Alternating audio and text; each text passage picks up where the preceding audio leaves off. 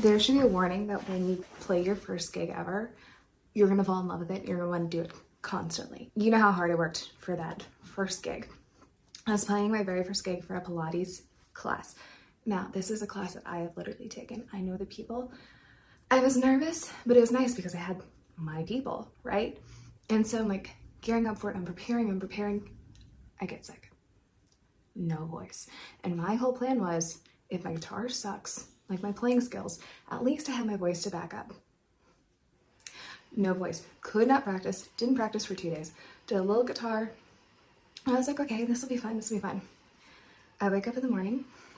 I center myself. I worked on like learning nervous system stuff, whatever.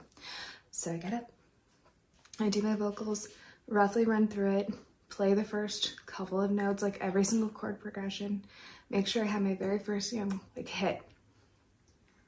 Here's what I did not plan for. I knew that the instructor was going to be giving instructions. Once again, I've taken the class. I do this all. I didn't really think about playing guitar, waiting until that moment is over to then jump in. So it's kind of like missing your own cue, but having to like go back and back and back.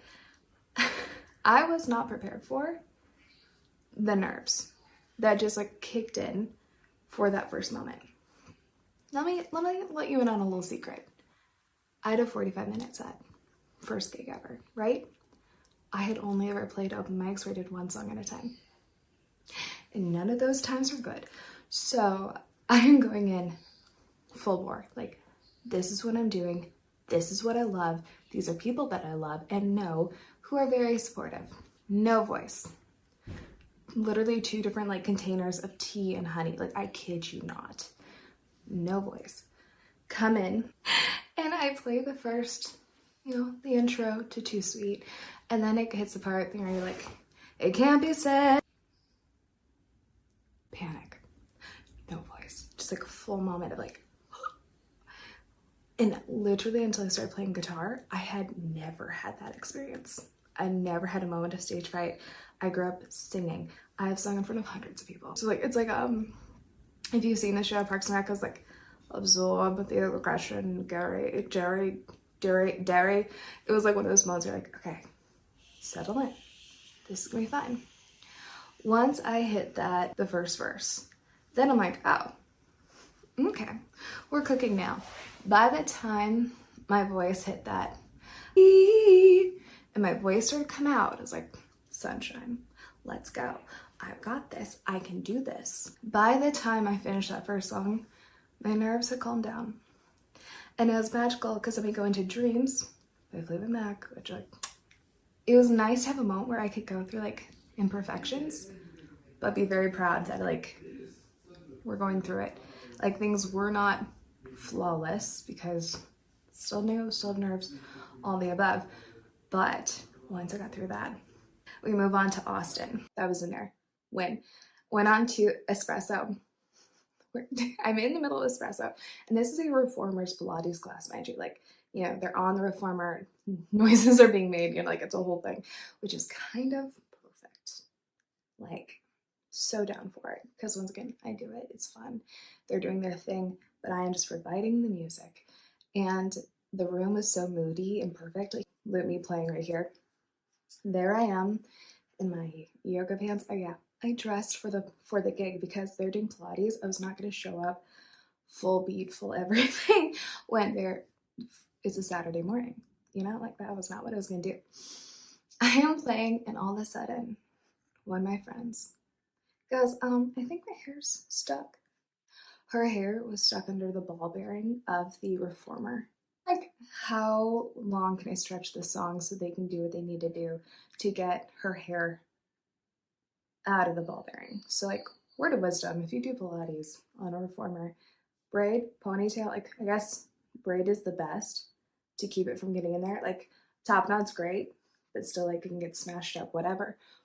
But for the Pilates princesses, don't let it loose. And think about your hair.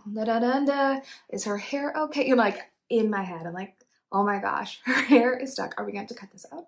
Do we need to stop? Do I need to stop? And I was like, no, I need to keep it going so it's not weird for the people who are still working out, who are, got it. I mean, cruised on to, I missed dog days. I did dog days. After Austin, I did dog days, which was so fun because it's higher register. You can kind of float through. Guitar, I'm sure there's a much harder version, but I was like, nah, this is where my voice just goes. It's gonna do what it's gonna do. I'm gonna pretend to be Florence. I'm gonna float above it, and it's just gonna be glorious. And that's what I'm gonna do. That was so nice because then going to espresso, which is kind of more of a, I like had to remember to talk, sing, which I'm getting better at. I'm working into Willow, which is so much deeper, but because once again I had voice struggles, I'm like it's I didn't feel solid. And then into She Calls Me Back. I love that song. I love that song. But I don't think my guitar skill is there yet. And I figured, because I've thought about this song, I thought about doing it a lot, I figured this is the place to do it because these are the people that love me and know me and whatever. I fumbled my way through. We got there. And I finished on Man I Need. And I was like, that song felt like a celebration because it was at the end. And I had so much fun singing it because it just like hits the vocal, you know, talk to me, talk to me. Just kind of like, oh, my voice was perfectly in that like almost like mid rasp because I was tired, but it just flew. And it's crazy because that song got added on Tuesday and my gig was on Saturday. So I really had like 2-3 days of practicing it and like it felt great. I finished and I realized like, holy crap, I could do that 100 times more.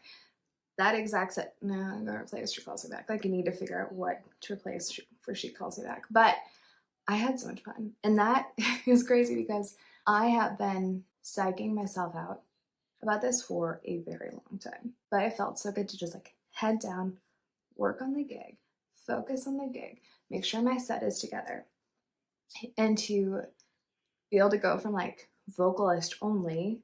I picked up a guitar 3 years ago and I've been in lessons ever since, but like there was a lot of things where I felt like I couldn't fully commit myself to the guitar. But to have that moment of like, I can do this, I can have a good time, and like that was my first one. So now I'm ready. I'm ready to be booked and busy because that was the most fun I've had in a very long time. And even though there were problems and whatever, it's like I'm addicted. It's my drug. I love it. I love that like feeling. And like, and afterwards I sat down like, I need to book a bunch more. I'm so excited. So like, let's go. And if you have any recommendations of places to gig, let me know because this is what I want to do with my life. And I am working on original songs. Like, let's go. I have so many people wonderfully in my corner. And that's really exciting because I never pictured having people this supportive, this fun. And like when you are locked in on what you want, it's crazy having people come and be like, we want to support you. We want to like give our talents in a way that we can help you hit your dreams. And just having people believe in you is so cool. And it's awesome. So as your pop princess in training is going well. I love it. Andre Benji, your future favorite pop star, songwriter, all of the above, and I'm gonna kick ass on that stage when my time comes. But for now, I'm gonna kick ass gigging. All right, love you, bye.